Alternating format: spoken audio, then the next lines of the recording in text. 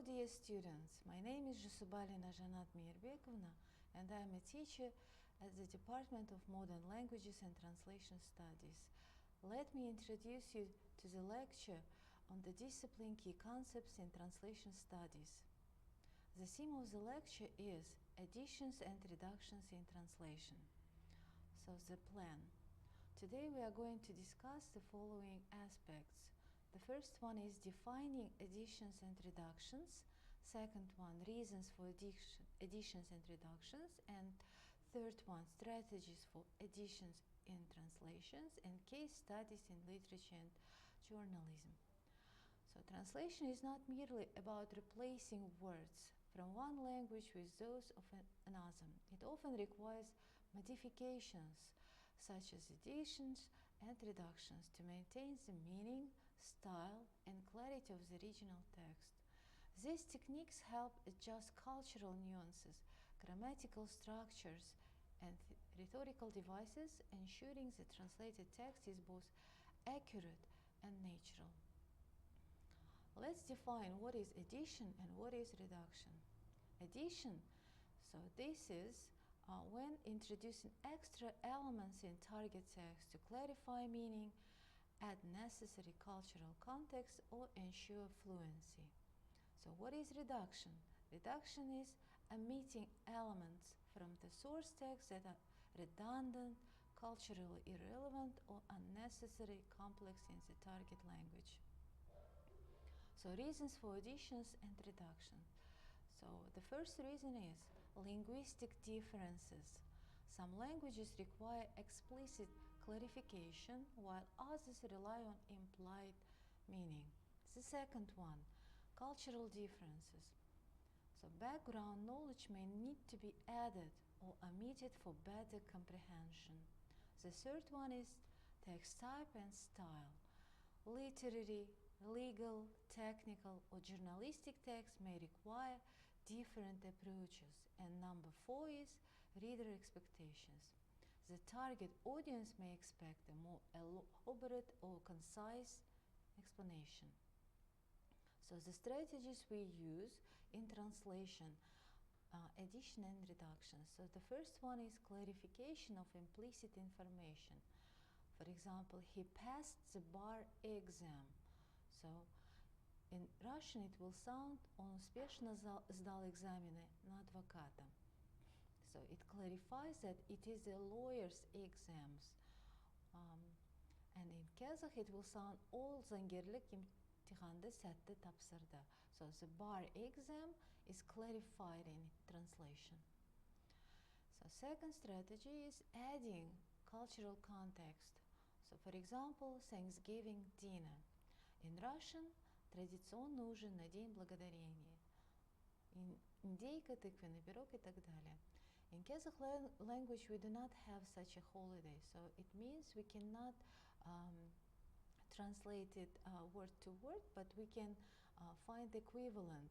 Equivalent for this holiday in Kazakh culture is алғыс айту күніне арналған дәстүрлі кеш асы.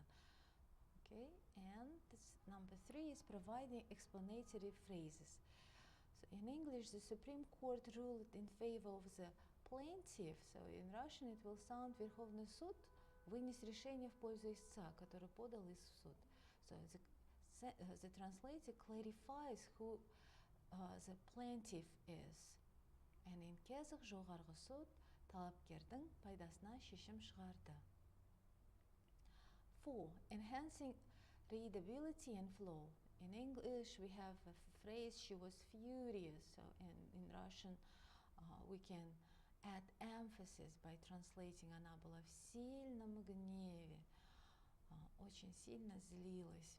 And in Kazakh, ол қатты ашуланды. So strategies for reductions in translation. So the first one is omitting redundant elements. For example, she lifted her head up. In Russian, она подняла голову. So the preposition up is unnecessary. And in Kazakh, ол басын көтерді. In second strategy is simplifying long sentences. So in English, the manager who had been working in the company for over 10 years decided to resign. So So in Russian it will sound manager, проработавший в компании более 10 лет, решил уйти. In Kazakh компанияда 10 жылдан астам жұмыс істеген менеджер кетуге шешім қабылдады.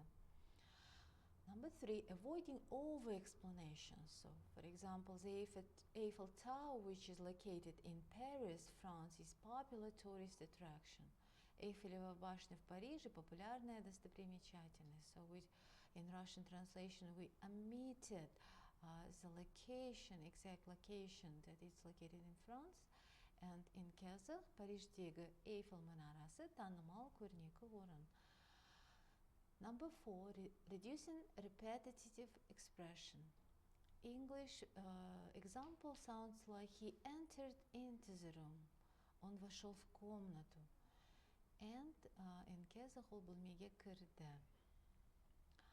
So case studies in literature and journalism. So literary translation. The example was taken from Shakespeare's play. To be or not to be, that is the question. In Kazakh it will sound болу немесе болмау. Мәселе осында. All translation maintains the original meaning while adjusting the structure. The example from the news.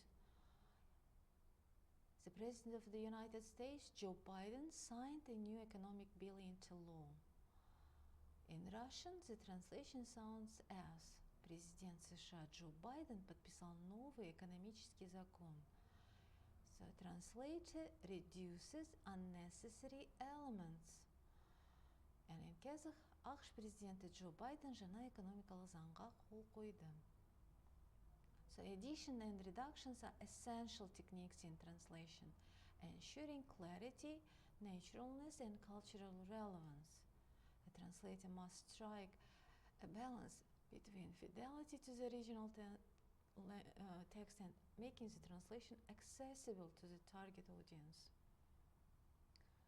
I hope my lecture was interesting and informative for you. Thank you for your attention.